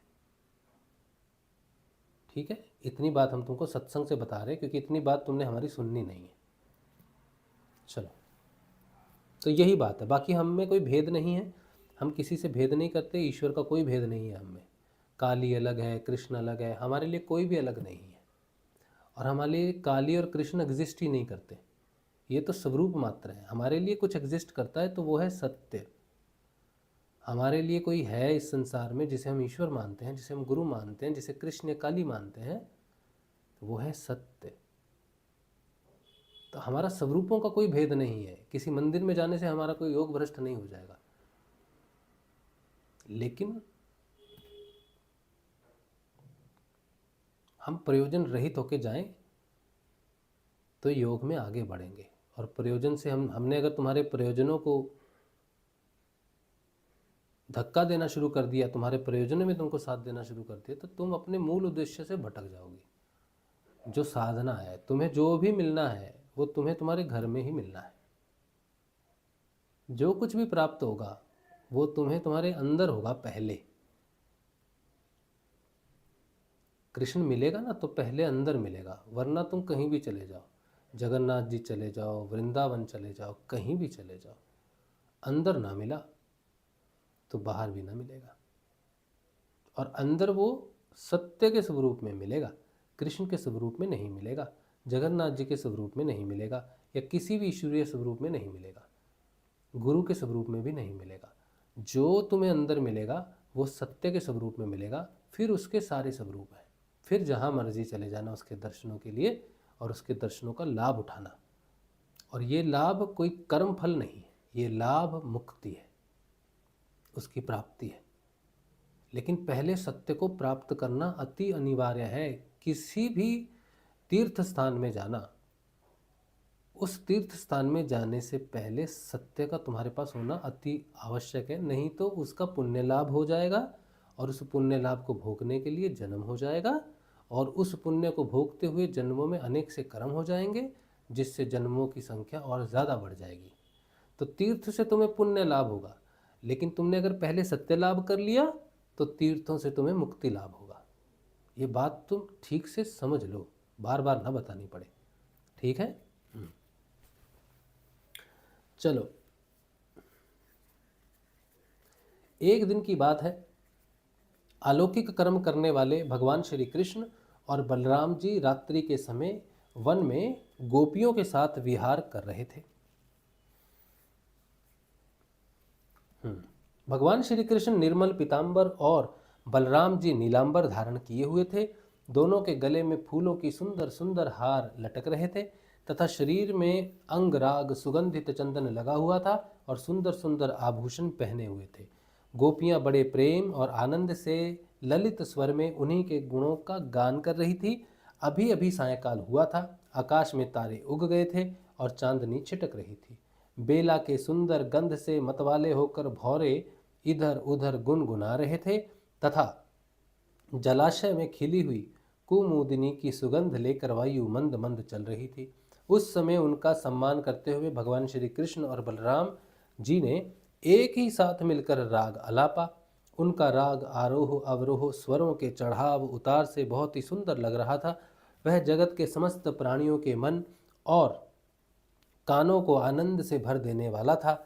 उनका यह गान सुनकर गोपियां मोहित हो गईं। परीक्षित, उन्हें अपने शरीर की भी सुधि नहीं रही कि वे उस पर से खिसकते हुए वस्त्रों और चोटियों से बिखरते हुए पुष्पों को संभाल सकें। जिस समय बलराम और श्याम दोनों भाई इस प्रकार स्वच्छंद विहार कर रहे थे और उन्मत्त की भांति गा रहे थे, उसी समय वहां शंखचूड़ नाम का एक यक्ष आया। वह कुबेर का अनुचर था। परीक्षित दोनों भाइयों के देखते देखते वह उन गोपियों को लेकर बेखटके उत्तर की ओर भाग चला। जिनके एकमात्र स्वामी भगवान श्री कृष्ण ही हैं, वे गोपियां उस समय रो रो कर चिल्लाने लगी। दोनों भाइयों ने देखा कि जैसे कोई डाकू गौओं को लूट ले जाए, वैसे ही यह यक्ष हमारी प्रेयसियों को लिए जा रहा है और वे हा कृष्ण हा राम पुकार कर रो पीट रही हैं। उसी समय दोनों भाई उसकी ओर दौड़ पड़े। डरो मत, डरो मत, इस प्रकार अभयवाणी कहते हुए हाथ में शाल का वृक्ष लेकर बड़े वेग से क्षण भर में ही उस नीच यक्ष के पास पहुंच गए। यक्ष ने देखा कि काल और मृत्यु के समान ये दोनों भाई मेरे पास आ पहुंचे। तब वह मूढ़ घबरा गया। उसने गोपियों को तो वहीं छोड़ दिया, स्वयं प्राण बचाने के लिए भागा। तब स्त्रियों की रक्षा करने के लिए बलराम जी तो वहीं खड़े रह गए, परंतु भगवान श्री कृष्ण जहां जहां वह भाग कर गया उसके पीछे पीछे दौड़ते गए। वे चाहते थे कि उसके सिर की चूड़ामणि निकाल लें। कुछ ही दूर जाने पर भगवान ने उसे पकड़ लिया और उस दुष्ट के सिर पर कस कर एक घूंसा जमाया और चूड़ामणि के साथ उसका सिर भी धड़ से अलग कर लिया। इस प्रकार भगवान श्री कृष्ण शंखचूड़ को मारकर और वह चमकीली मणि लेकर लौट आए तथा सब गोपियों के सामने ही उन्होंने बड़े प्रेम से वह मणि बड़े भाई बलराम जी को दे दी। 35वां अध्याय युगल गीत। यह कल पढ़ेंगे।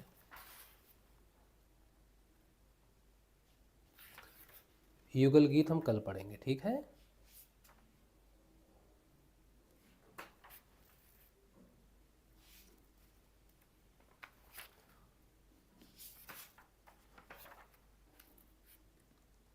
अक्रूर जी आएंगे।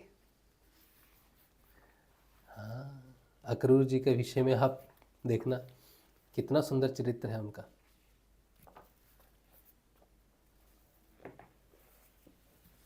बहुत सुंदर है श्रीमद् भागवत, बहुत मधुर है, बहुत ही ज़्यादा अच्छी है।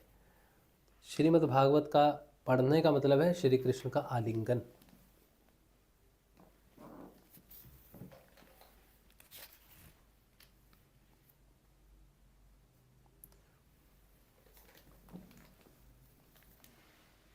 ये देखो कितनी सुंदर बात है। मैंने क्या कहा जो कि श्रीमद् भागवत का अध्ययन का मतलब है श्री कृष्ण का आलिंगन, और श्री कृष्ण के आलिंगन को क्या बोलते हैं?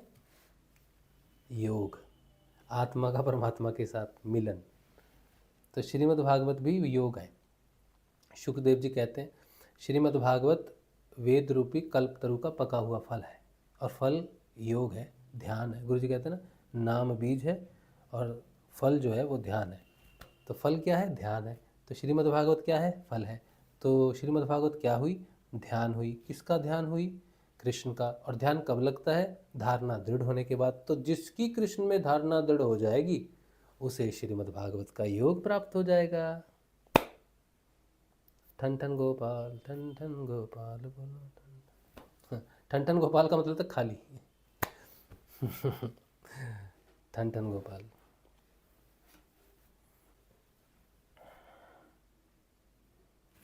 चलो प्रश्न।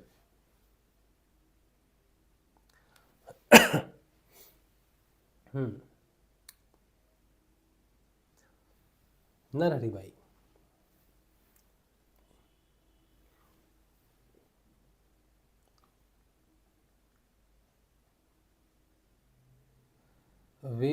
वेदानाम साम वेदस्मि, देवानामस्मि वासवः, इंद्रियाणाम मनश्चस्मि, भूतानामस्मि चेतना। आह, बहुत सुंदर, बहुत सुंदर। वाह, क्या बात है। मैं वेदों में सामवेद हूँ, देवों में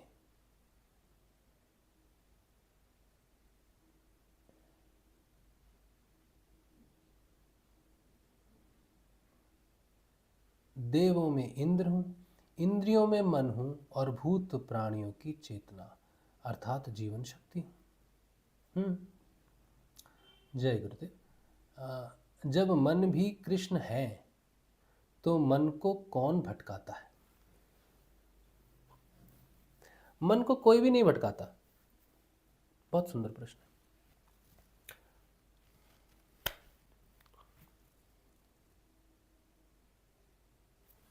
ये गिलास है, ठीक है, ये गिलास है, इसमें जल है, लेकिन ये जल कहाँ से आया?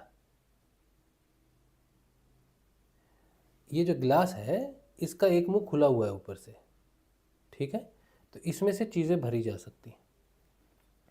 तो इसमें मैंने जल डाल दिया तो ये भर गया। अब कहेंगे पानी वाला गिलास, अब इसे गिलास नहीं कहेंगे, अब कहेंगे जल से भरा हुआ गिलास। और जब ये जल निकल जाएगा तो गिलास रह जाएगा, खाली गिलास। मन जो है, मन एक ऐसा साधन है कि वो बिल्कुल खाली है इसकी तरह। ये है बांसी, अब ये मन है समझो, लेकिन इसकी अपनी कोई आवाज़ ही नहीं है, इसका कुछ भी नहीं है।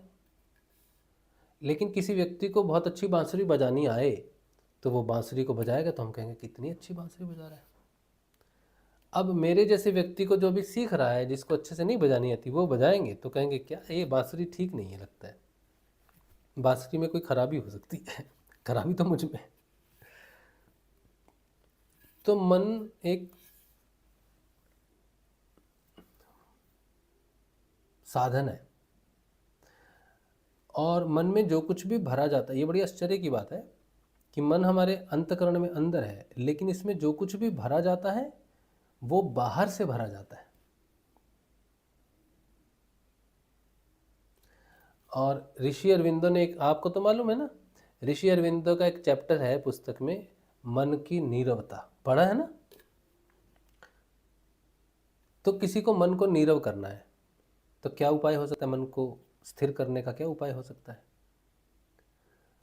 कोई ध्यान करेगा, साधना करेगा मन को, तो ध्यान साधना से क्या करेगा? ध्यान साधना से बाहर से आने वाले विचारों को रोक देगा, और जैसे ही बाहर से आने वाले शरीर, प्राण, प्राण से, शरीर से, जगत से, मन को जगत कहा जाता है ना, मन को जगत इसलिए कहा जाता है क्योंकि इसमें जगत समाया हुआ है, तो उस जगत को ना प्रवेश करने दिया जाए तो मन खाली हो जा रहा है। अब मन, जो कुछ भी मन के अंदर समाता है वो अपने आप नहीं समा जाता। जो भी जगत में है, जो मन में समाता है, वो अपने आप नहीं समाता है। तो मन के अंदर में एक चुंबक है जो बाहर की उन चीज़ों को आकर्षित करेगी जिस प्रकार की चुंबक है। तो मन में सतोगुण की चुंबक है, तो वो सतोगुणी विचार, सतोगुणी चीज़ों को ग्रहण करेगा। तो हम वही करते रहेंगे मन के अधीन होकर जो सतोगुण है। मन में रजोगुण की चुंबक है, तो बाहर से, सृष्टि से रजोगुण के विचार और कर्मों को इंद्रियों के माध्यम से खींचेगा और रजोगुणी व्यवहार करेगा। मन में तमोगुण की चुंबक है, तो बाहर से तमोगुण को आकर्षित करके भरेगा और तमोगुणी व्यवहार करेगा। तो मन क्या कर रहा है? मन कुछ भी नहीं कर रहा। मन के अंदर की चुंबक है जो बाहर से सबको आकर्षित कर रही है। ठीक है। अब मन में सोचो, चुंबक है, चित्र रूपी चुंबक है, लेकिन वो चुंबक अपने आप में मन को कंट्रोल नहीं कर सकती, और वो चुंबक है कर्म प्रारब्ध की, तामसिक कर्म, राजसिक कर्म और सात्विक कर्म। तो वो कर्मों की चुंबक उसके अंदर है, लेकिन वो मन को किसी भी प्रकार से चलायमान नहीं कर सकती, चाहे वो तामसिक कर्मों की चुंबक है उसके अंदर। उसको मन को चलायमान करने के लिए तामसिक चीज़ों को प्रकृति से बाहर से खींच के डालना पड़ेगा, तब जाके मन तामसिक, राजसिक और सात्विक व्यवहार करेगा। इसका अर्थ ये है कि हमारे कर्म, पूर्व संचित कर्म कैसे भी हों, वो मन को किसी भी प्रकार से संचालित तब तक नहीं कर सकते जब तक कि मन का संपर्क बाहर की दुनिया से ना हो। इसीलिए मन की नीरवता को बोला जाता है मन का कनेक्शन संसार से काट देना, जिसे कहते हैं मुक्ति, त्याग, वैराग्य। ऊपर से कुछ नहीं आ रहा है, सिर्फ मन की कटौती है। अब मन में कर्म प्रारब्ध कुछ भी भर दें, कोई असर नहीं। इसे कहते हैं मन की नीरवता। ठीक है। अब भगवान श्री कृष्ण क्यों कहते हैं कि मैं मन हूं? क्योंकि भगवान ही है जो सृष्टि की भी रचना करते हैं और सृष्टि को एंजॉय भी करते हैं, कि मैं ही हूं जो सृष्टि का भोग करता हूं। तो ना तो आंखें भोग करती हैं, न जिह्वा भोग करती है। इनके माध्यम से कौन भोग करता है? सतोगुणी, रजोगुणी और तमोगुणी सृष्टि का भोग कौन करता है? चित्त भी नहीं कर सकता, क्योंकि चित्त में जो कर्म प्रारब्ध संचित है वो स्वयं कुछ भी नहीं कर सकते, मन को नचा नहीं सकते अपने आप। एकमात्र मन का संबंध जब प्रकृति से जुड़ता है, बाहर से जुड़ता है, संसार से जुड़ता है, तब मन भोग करता है। तो जो हम कहते हैं ना कि हे भगवान भोग लगाइए, करने वाले तो भगवान है, देखने वाले तो भगवान है, सहायता करने वाले तो भगवान है। जब मन को हम भगवान के स्वरूप में एक्सेप्ट करते हैं कि सब कुछ करने वाले हैं, तब मन की स्थिति स्वयं ऊपर उठने लग जाती है। मन ही है जो डिटैच होता है, भगवान ही है जो भोग करते हैं और भगवान ही है जो भोग का त्याग करते हैं। तो एकमात्र हमारे पूरे शरीर की रचना में मन ही है जो भोगी है और मन ही है जो योगी है। तो भगवान ही भोगी हैं और भगवान ही योगी हैं। इसके अलावा शरीर में किसी भी स्तर के ऊपर में कोई ऐसा हिस्सा नहीं है जो भोगी और योगी दोनों हो सके। तो एकमात्र भगवान ही है। इसीलिए भगवान ने इंद्रियों में स्वयं को मन कहा है, और मन का ही चंद्र जो है, चंद्र कहा है, मन कहा है। भगवान कहते हैं, गुरु कहते हैं, मैं मन को ही हरण करूंगा। तो मन को हरण करने का मतलब है कि वो गुरु स्वयं, वो ईश्वर स्वयं अपने आप को ही ऊपर उठाता है, स्वयं का ही स्वरूप है उसका। इसीलिए स्वयं को मन के स्वरूप में आज्ञा चक्र पर लेके जाके स्थिर कर देता है और स्वयं के उस स्वरूप को दर्शाता है जिसे आत्मा कहते हैं। तो भगवान एकमात्र अगर कुछ हो सकते हैं इस संसार में, इस व्यक्ति के अंदर में भोग करने के लिए, प्रकृति का भोग करने के लिए, तो वो मन का ही रूप हो सकता है भगवान का। आत्मा के स्वरूप में प्रकट हो जाएंगे तो उनका भोग खत्म, उनकी वो भोग की यात्रा खत्म और योग की यात्रा आरंभ हो जाएगी। तो भगवान ही है जो योग करते हैं और भगवान ही है जो भोग करते हैं। सृष्टि किसके लिए करती है ये सब कुछ? पुरुष के लिए करती है। कहते हैं ना, प्रकृति ने जो कुछ रचा पुरुष के लिए रचा। तो पुरुष क्या करता है? प्रकृति में प्रकट होकर प्रकृति का भोग करता है, और भोग करते करते करते करते करते उस पर उसकी ही माया का आवरण चढ़ जाता है, भूल जाता है कि मैं कौन हूँ। फिर वापस वो गुरु स्वरूप में वापिस आता है और वापिस अपने आप को चेतन करता है। स्वयं आके स्वयं को चेतन करके उस मन को निर्विकार करता है और स्वच्छ करता है, और वैराग और योग की स्थिति में प्रकट होने के लिए स्वयं को जो आया है गुरु के स्वरूप में उसकी स्थापना करता है। हृदय से जागृत होकर आत्मा की स्थापना करता है। जहाँ आत्मा जागृत हो जाती है वहाँ मन सुषुप्त हो जाता है, या मन वैरागी हो जाता है, या मन क्षीण हो जाता है, या मन चला जाता है। भगवान एक ही स्वरूप में रह सकते हैं, या तो जागृत मन के रूप में या फिर जागृत आत्मा के रूप में। दोनों के स्वरूप में एक साथ नहीं रह सकते, क्योंकि वो एक ही स्वरूप है। क्योंकि दोनों की जो गतिमति है वो दोनों अलग है, एक योगी है एक भोगी है। आत्मा योग स्वरूप को प्रकट करती है, इसलिए मन धीरे धीरे जैसे जैसे आत्मा प्रकट होती रहती है वैसे वैसे मन शांत होता रहता है। जैसे आपने वो देखी है ना, बॉल होती है ना एक, मतलब टाइम वाला एक होता है ना, उसके अंदर में रेत भर देते हैं, वो धीरे धीरे निकलता रहता है रेत। सैंड टाइम बोलते हैं उसको, क्या पता नहीं। तो थोड़ा जब तक वो जो एक ही जितना है, लेकिन थोड़ा सा इधर भी है थोड़ा सा ऊपर भी है और बदल भी रहा है। यही गति है कि जब तक वो ऊपर है समझो मन के स्वरूप में है, जितना मन गिरता जा रहा है उतनी आत्मा का सृजन होता जा रहा है। जब वो पूरा बदल जाता है तो फिर उसकी दशा बदल गई, ऊपर वाला खाली हो गया नीचे वाला भर गया। इसी तरह से मन जब खाली हो जाएगा आत्म स्वरूप पूरी तरह से प्रकट हो जाएगा।